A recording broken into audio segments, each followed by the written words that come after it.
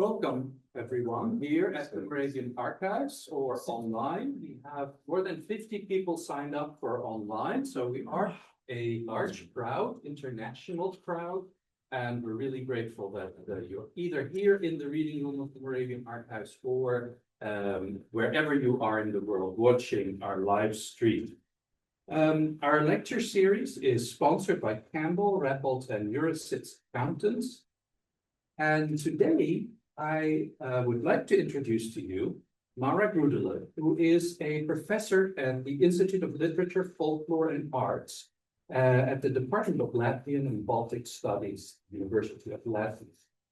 Māra does research in the history of Latvian literature, Baltic German culture, comparative literature and culture studies, and she has published books, book chapters, and journal articles.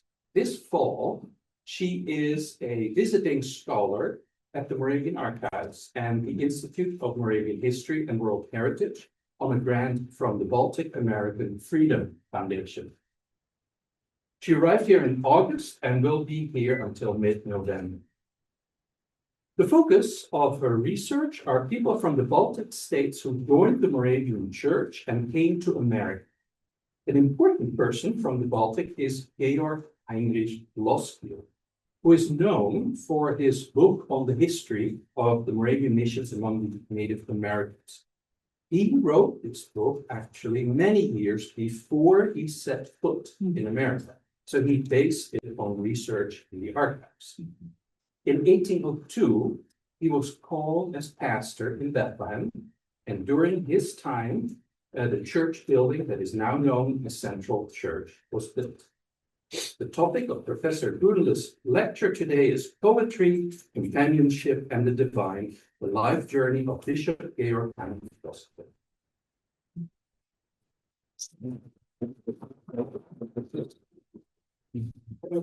I'm very happy to meet you all, and thanks for Paul for the introduction.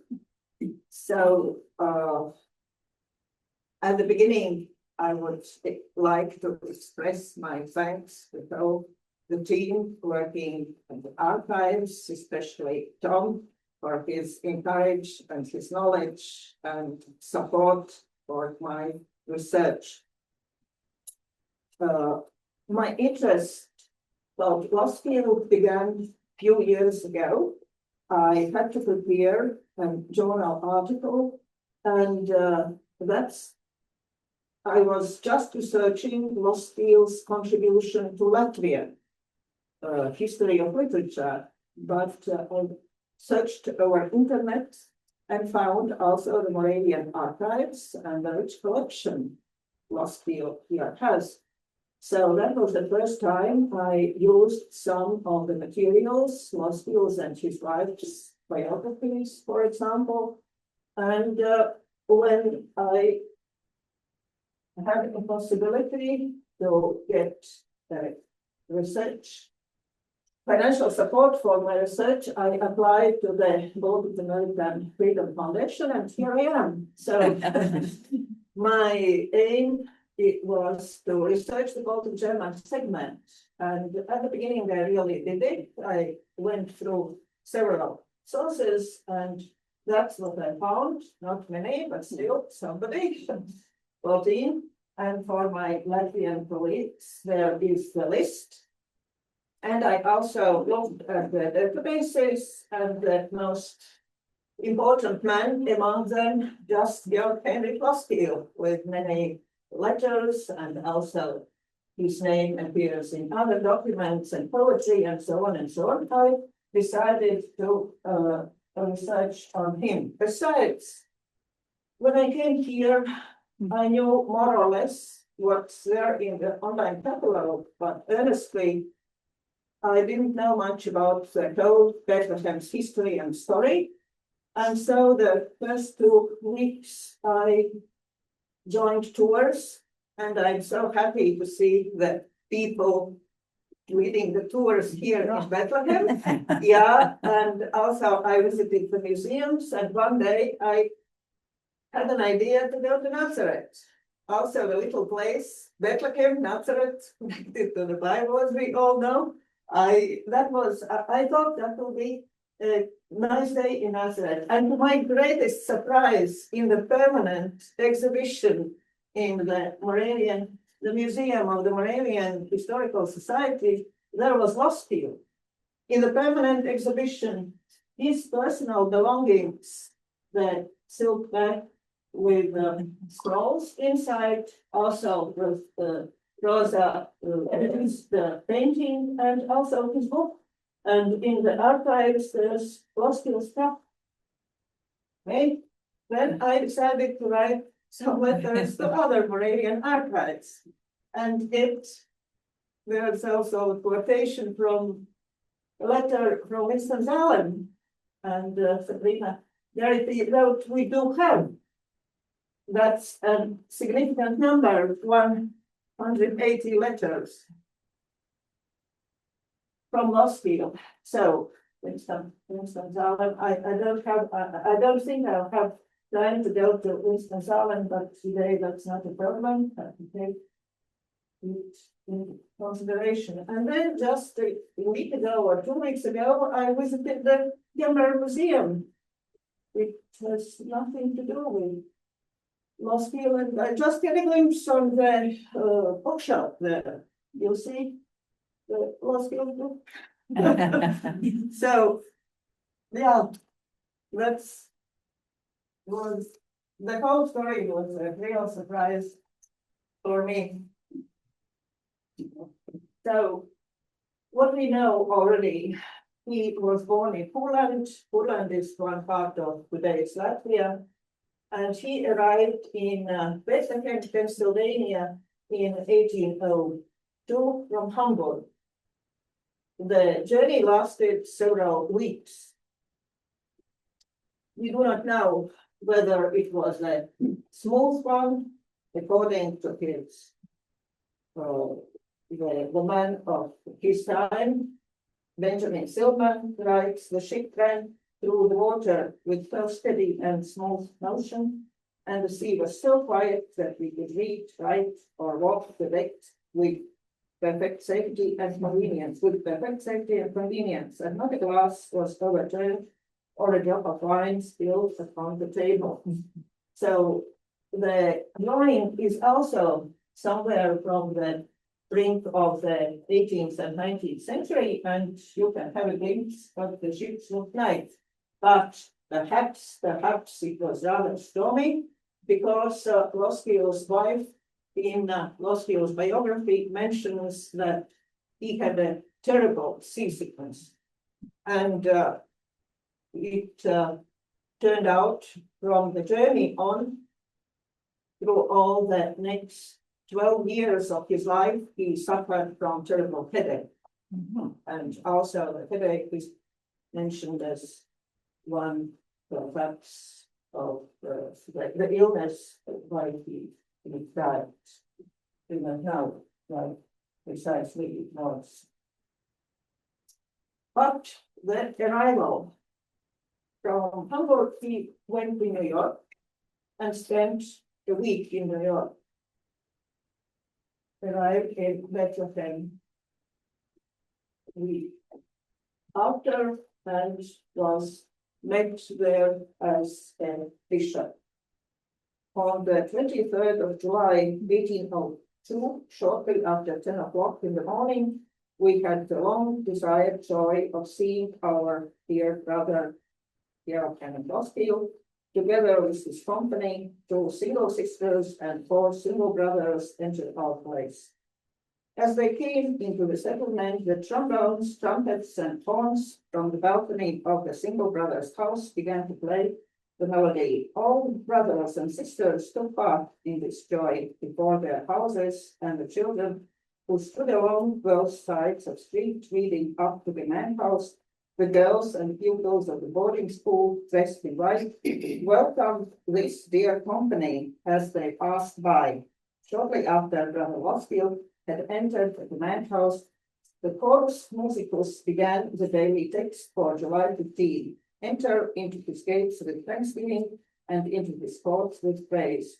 Brother Loskiel then sang, congregation, may Jesus bless you and be your comfort and Shear. That's from the Bethlehem Diaries, my translation. And 12 years later, he was buried in the old Moravian cemetery, where you can read also, to my mind, so nice, Moravian old cemetery, and you see the Poorland, and also Angermünde, that's a small pastor's manor house in Poorland, mentioned on his tombstone, both at the beginning of the life in Latvia and the end here. So a little introduction of who were the Baltic Germans, and also short history of the Baltics, Unitas Platform in the Baltics, and then I'll give an insight into Loskiel's life and his poetry and friendship with Zeisberger. So, yeah, during the Middle Ages, the Baltics was invaded by the Crusades, most of them German-speaking Crusades, and they remained here through the next centuries. And Baltics was a class-based society with German-speaking upper class and Latvian peasants or Estonian peasants and servants in the urban areas. But although the whole territory was invaded, as you see, through the centuries by Poles, Swedes, and also Russians, always Germans remained left upper class. And in 1918, Latvia gained independence. We have to speak about the 18th century. That was a time of serfdom. Latvians were serfs, didn't have surnames, didn't have any rights. And so when the first brothers came from Frankfurt in 1729, as you can see there, they were very welcomed. They learned Latvian language and also spread the ideas of brotherhood and equality, and they gained popularity, great popularity among the local inhabitants. They also translated the hymn books and supported Latvians to build their meeting places and so on and so on. And as you see, the Unitas Platform or Brüdergemeine was one of the sources of Latvian national awakening in the 19th century. So they, due to them and due to the Moravian brothers, Latvians got their self-esteem and the idea of force when they work together and so on and so on. So that's a very important moment in our history. Recent history, the 20th century history, you see that independent Latvia didn't last long for some 20 years. Then came the Soviets, then Nazi Germany, and at the end of the Second World War, again the Soviets, and we regained our independence only in 1990. So thanks God, 35 years we are living as an independent Baltic country, democratic republic. Loskiel was born in Poland. Yeah, that's the place. He was a German by nation, and his father was a local pastor. He worked with Latvian peasants, he worked with the Latvian parish, and so it could be that Loskiel spoke Latvian already in his childhood, although his parents were Germans, because the nannies were Latvians, and so also could be folk songs and folk tales. So most of the Baltic Germans were Latvian speaking due to that, if they lived at the countryside especially. And we do not know why. Perhaps his father was admirer of the Brüdergemeine.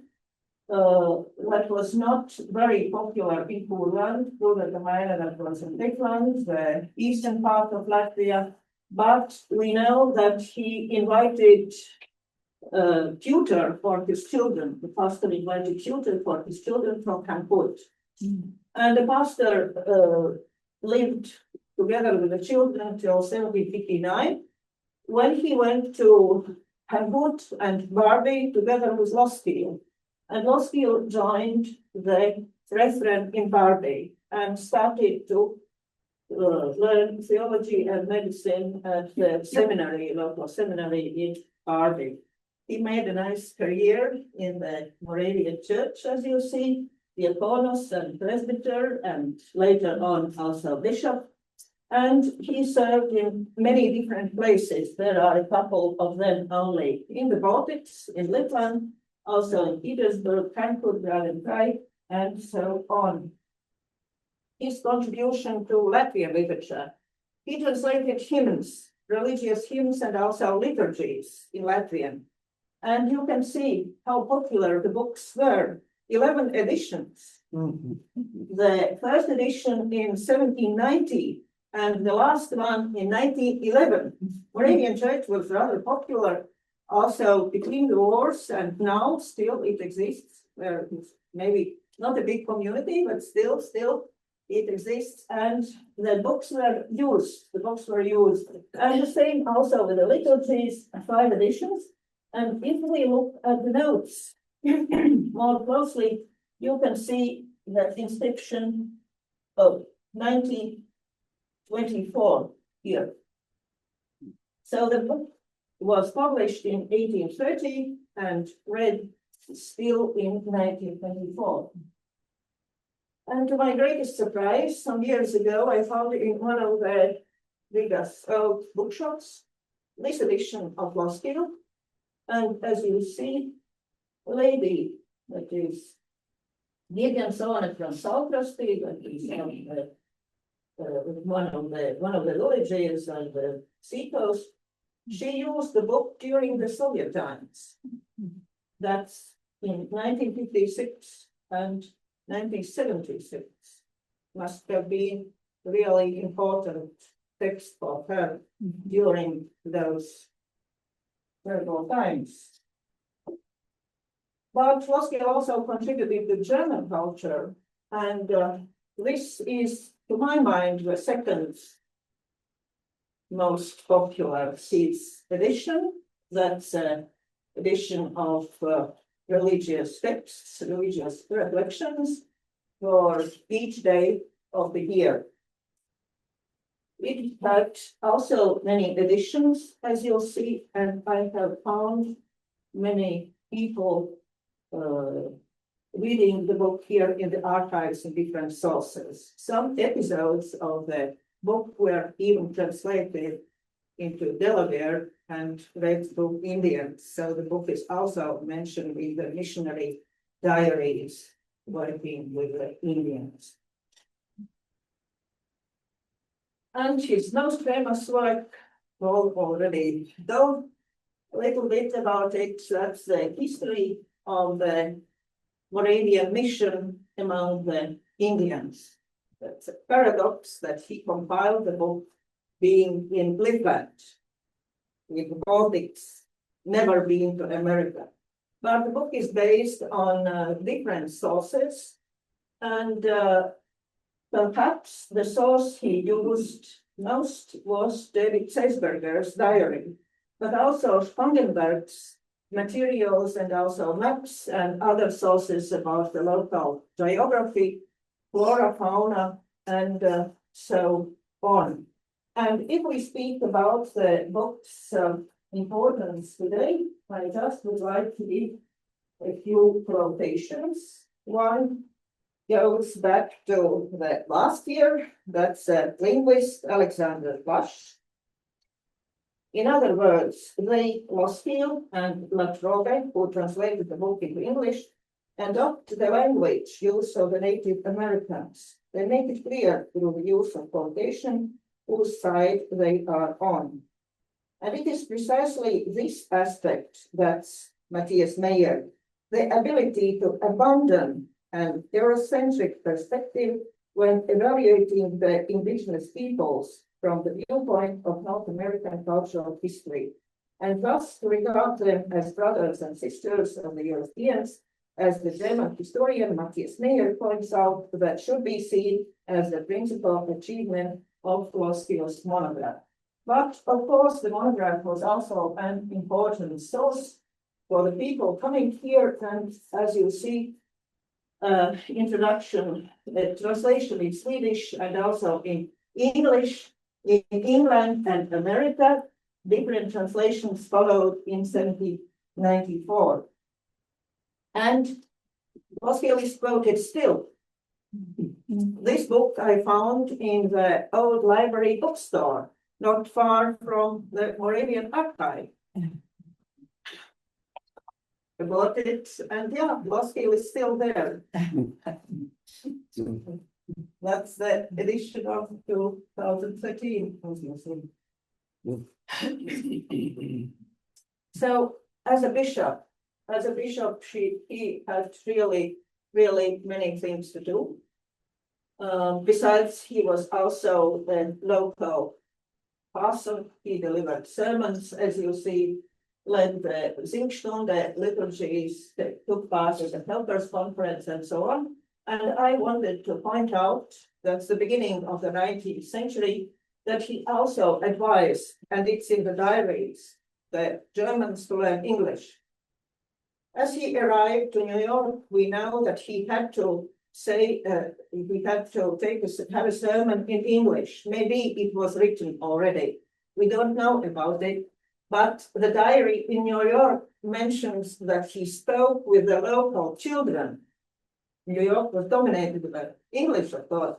He spoke with local children as good as he could. It means that, yeah, his knowledge was not so good, but that's 1802, and in 1804, he advises the local Germans to learn English and has sermons in Bethlehem in English.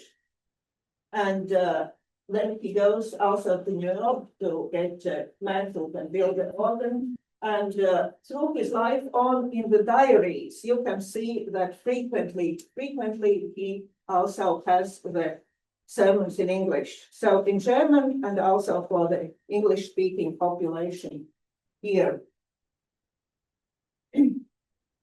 Yeah, perhaps his best known work here in Bethlehem is that he followed the construction of the Moravian Church in Bethlehem, and of course it was in need of money. There also circulated myths, and that's also mentioned in the Bethlehem diaries. Of course, the new bishop came from Europe with loads of money from Germany. But of course, nothing like that. He wrote letters to Hanput. That was also not an easy task.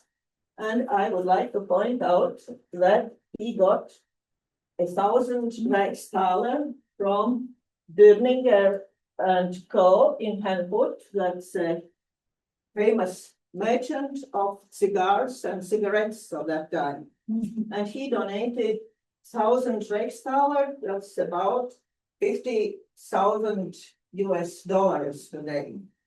Still something for the church. And also the organ, as you see in 1804, died Tannenberg, and he was at that time the most famous organ builder in North America.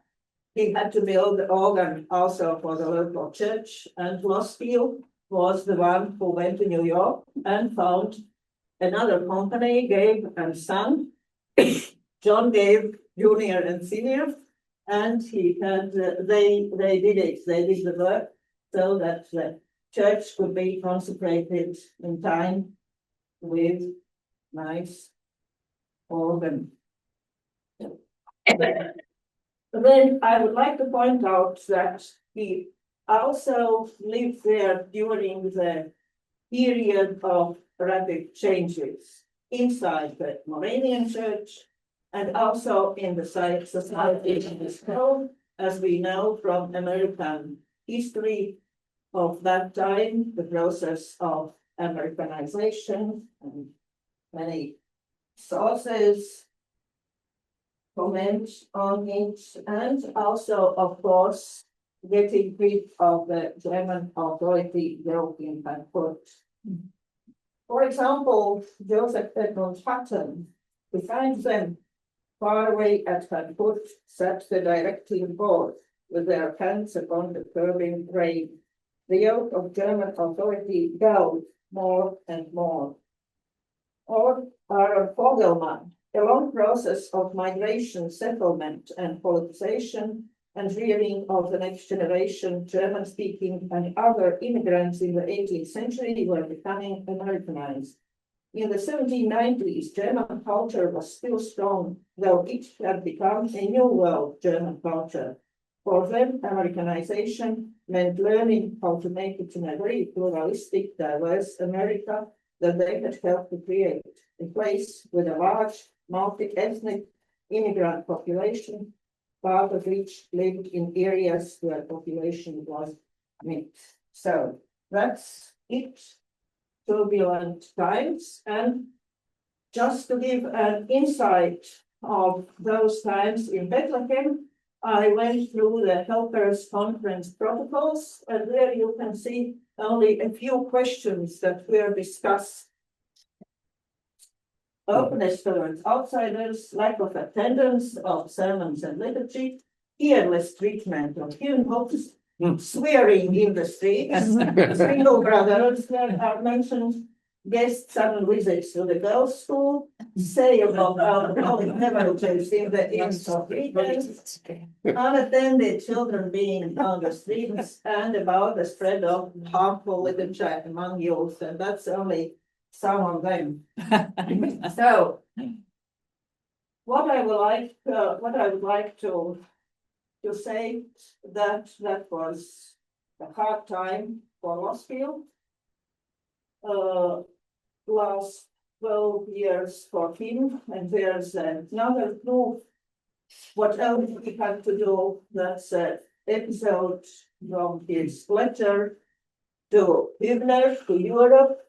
As you see, the arrangement with Helpers Conference for the Pope is and remains, since it's remembered, sleeps so widely scattered, something extremely inconvenient. It causes much delay, much correspondence that otherwise would not be necessary, and also expenses of that kind. But since it cannot be otherwise, we all resign ourselves to it with patience and adapt to circumstances. Besides, our correspondence is so divided that, apart from the correspondence with the Unitas Proxum Elders Conference and the preparation of the monthly reports, I have to take care of the correspondence with Nazareth, Lititz, Coppet, Emmaus, New York, and so on and so on. As you see, that's to the building of the church, and that's to the other things he here did. So that's not a surprise that in 1811, already at the end of 1810, Loskiel is sick for all of that, and he wants to get rid of all of his obligations here, and his dream is to return to Europe. But he never did it, because always he was ill again. His health declined, he had headaches, and no strength, and the doctors didn't advise to take him the long journey. Although he had invitations for different opportunities in Grand and Prix, as you see, and Berchtesgaden. And he died here on the 23rd of February 1814. The description of his death and burial is about 5-6 pages long in the diary. So a very detailed one, and I compared it to the Bishop Ephraim's burial, who died before Loskiel, came here in 1801. He died also in winter, but no such things as in Loskiel's burial descriptions are mentioned. As you see, a heavy snowfall, but 8 men taking his coffin to the old cemetery, and all the surnames of those people taking the coffin to the cemetery are mentioned. Among them, Heckerelder, who to my mind is the second most famous missionary, Zeisberger and Heckerelder, and he was also one of them to take the coffin to the cemetery. And then the specially composed Song of Psalm for Loskiel, which has also survived till nowadays, and you can find it in the archive. And that's, to my mind, also not a coincidence that the next day after his burial in the Abendsammlung, the evening meeting, Brother Rachel read a short account on the spiritual revival in Letland, in Latvia. And that's his birthplace. So I think that's also very nice from the side of the people here and brothers. Now a little insight, a short insight in his poetry collections. I went through the manuscripts I could find. There is no Loskiel's collection, so you must go through collections of different people, and yeah, that was so interesting for me to find all those materials. Also, the center and the parallel are in German, and all of them are in manuscripts. Loskiel came here only in 1802. But in the collection of Hübner, as we see, here are 3 occasional poems, which means that Hübner, who came to Bethlehem and was there for some 20 years, took the poems with him from Barbie. Perhaps they were of some significance for him. Loskiel composed the poems when he was 20 years old. That's his youth. And as you see, Hübner was a teacher at the Barbie seminaries. Always the same days, that's Hübner's birthday. Speaking about the content, I must, that's the German handwritings, different periods. I must point out that they are characteristic to the time, characteristic to the brothers, to the Moravian Church, and also to the poetics of Zinzendorf and ideas of Zinzendorf. Although the poems are dedicated to Hübner, they speak about the belief. And that's my translation of the German originals. The belief in Christ, that we as little souls upon his steered body eternally may be diligent little bees in praise. That's typical for Zinzendorf, you know the German. But now this one. Red and white is our friend, our brother, man and king. He is not ashamed of us, and we are not too small for him. Is it any wonder then that nothing delights us except his company alone? And much the same can be said also about this really nice volume. You will have a possibility to see, thanks to Tom, many of mentioned things in the little exhibition here, and also this one. That's a really nice book dedicated to Loskiel's life. They were married in 1771, and the book was compiled on the 10th anniversary of their marriage. It contains arias and poetry, also of devotional character on Passion and the Eastern period, the last week of Jesus' life. Now, I Yeah, that was interesting for me to go through the poems, not only because of the content, but also because of the language, the sound plays you hear there, and the rhythm. The poems also have an impact of the era of Baroque in my mind. And now I'll read a small fragment in German so that you can feel the rhythm and also the sound plays. Trautster und Schwester der Menschen Söhne, wie Herz zerschmelzen ist deine Schöne, dein blutiges Weinen vor Angst und Weh, dort im Gethsemane. Dein Schweiß, dein Jammer und Qual rausdringt, mit Blut vermengt, deine Ringen, Winseln, Zittern und Zagen, die Geißel, Krönung und Kreuzklagen, die mir unschätzbaren Wunderkraft an deine Todesmacht. Dein Blutstrahl, ach, dein Herz durchbohrt den letzten Schmerz, dein Leib aus Leib ins Grab gestreckt, bald wieder auferweckt, den Thron gesetzt, das ist, was mich entgrenzt. So, yeah, that's a poor translation.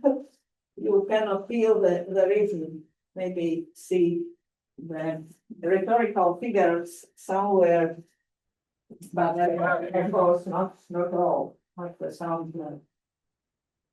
And maybe his most famous poem, a secular one, that's a travelogue. Loskiel went on a visit to meet the missionaries among the Indians.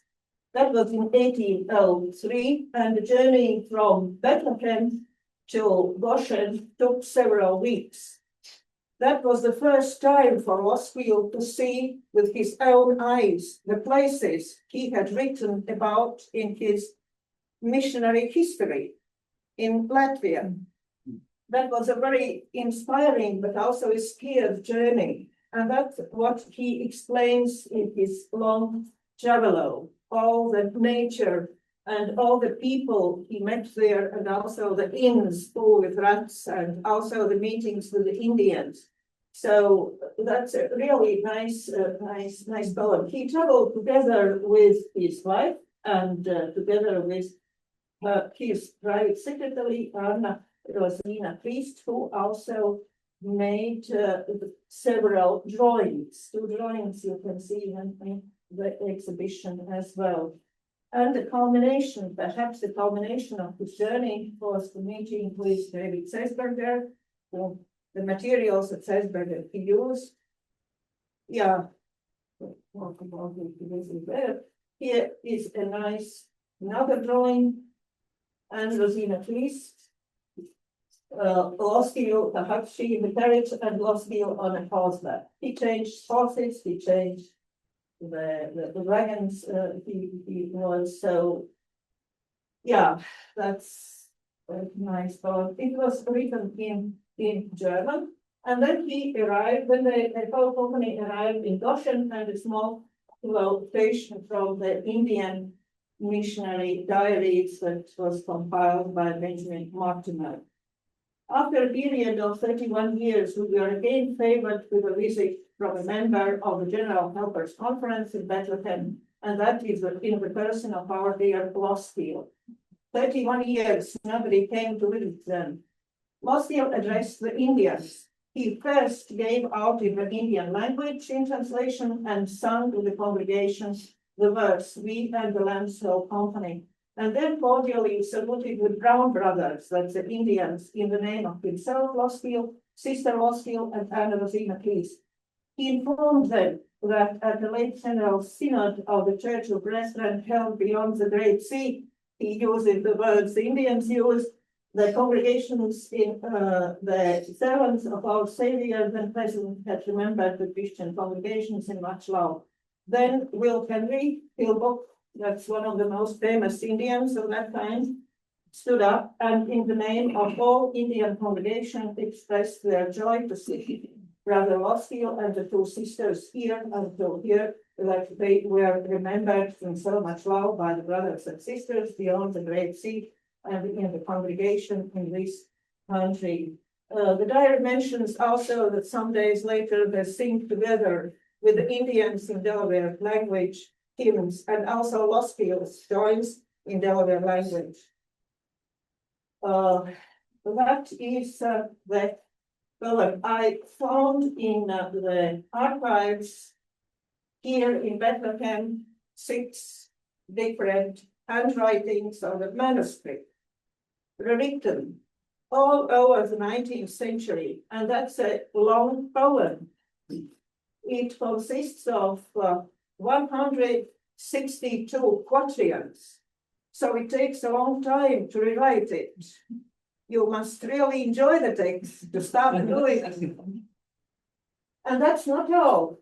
One manuscript is also in Nazareth, and one is in the New York Public Library.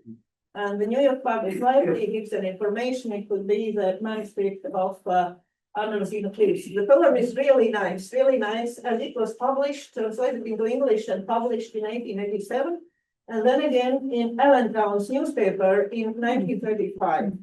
Yeah, unfortunately, it is the last time, but you can buy it in the internet. So if you are interested, it's also here, and you will see all the manuscripts here in Bethlehem, and also the copies from New York and Nazareth in the small exhibition. We can speak about the poem also in the context of the Romantic era, and we can also, there are a lot of thanksgivings to God, of course, and Jesus for the help. The journey went really smooth, no storms, no rain, no frost. Yeah, that's also would be an interesting point to discuss the poem in the history of literature. That's the map of the mission stations, and Bethlehem is somewhere there. That's Nazareth, and here's Bethlehem, and there is Gnad and Putten, and Goshen must be somewhere there, because it is the map of 1719, and Goshen was founded only 1799, 9 years later. Loskiel traveled in 1803, so Goshen was new. Zeisberger were there. Humor, really nice humor, and yeah, dogs and rats and the people. Yeah, and just to have a little glimpse in the period, the time period, how did the people look like, and what were the rooms like. I picked out a quilting frolic by Trimmel. He's from Philadelphia. In 1813, that's 10 years after the compiling of the poem, so that's much the same. And besides, Loskiel mentions these quilting frolics. 8 miles was what we made today, then helped ourselves to rest away, but found a quilting frolic there, whose racket filled the very ear. At dawn we left the noisy place, thankful for our meed of grace, and spent from morn to night the day in towing over our hilly way. Quilting frolic is when the ladies finish to make a quilt. Then that's a village or down gathering, maybe the people come and to celebrate the end of the quilt. And one of the most glorious moments in the whole poem is meeting with Zeisberger. I think they had much in common. They changed letters till the end of Zeisberger's life. And that's what Loskiel says. And oh, what joy in me up well. When David self I now beheld, surrounded as in heaven will be by brown and white souls equally, Indians of course, and the missionaries. No tongue nor pen can ever express how great was our happiness, as heart with heart in love we blend. He, Jonathan's, I, David's friend. Of course, goes back to the Bible and to the well-known friendship. And there was another thing in common with Zeisberger. As you remember, I hope Loskiel translated the hymns for Latvians. and sang together with Latvians. And we know how important singing is in the Moravian congregation, and the same there with the Indians. That's a little glimpse in Zeisberger's and Loskiel's common ways, and also such a nice remark in Zeisberger's letter. I want to thank you very much for the 14 bottles of wine yes, in the letters. Yeah. But always Germany, always Europe, always had put, and that was really terrible to get the reports, to send the reports about the financial situation. And from the letters, you can feel that the German brothers didn't understand completely the situation there. The Indian knew problems. Many people came from Europe and brought with them the alcoholic beverages, and the Indians drank a lot. And that was not anymore the old times of the middle of the 18th century or the second half of the 18th century, and much had changed. And so also Loskiel in 1807 resigned. Also exchanging the letters which had put and the missionaries. The man who followed him, that was already the man of different outlooks, visited the Indians 4 years after Loskiel, and that's almost the only episode is mentioned. Who knows how the meeting to our people, he saluted in Forster's name from the Elder Conference in Harput, his own from German Helper Conference in Bethlehem, and exhorted them to stand fast in the faith with a cut which they had once received, and to be obedient to the teachers. Yeah, no more singing songs together, no more expressing the happiness to meet one another in a completely different tone and attitude towards the Indians. So that's it. That's just a small insight into Loskiel's work and his deeds there. And at the beginning, when I came here and started to search, I couldn't find any factological proof to what Albert Rau has written in the encyclopedia.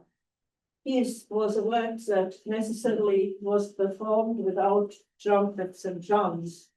Nevertheless, he was the first of the Moravian bishops who visualize and strive for a new spirit of nationalization and to bring about in those early days a process of Americanization. When you take the whole picture together, you understand what's it about.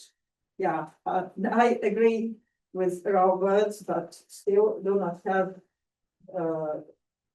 pathological material, sufficient pathological material to deduce that and that. So that's it. And at the very end, I advise you to see the nice exhibition. And thanks for your attention. Thank you.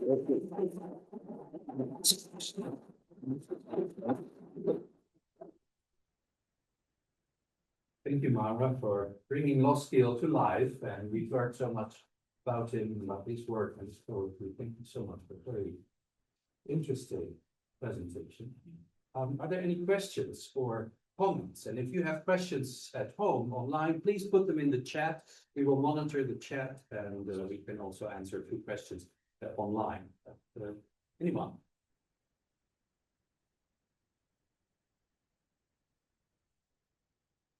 Larry. A question about any presence of the Moravians in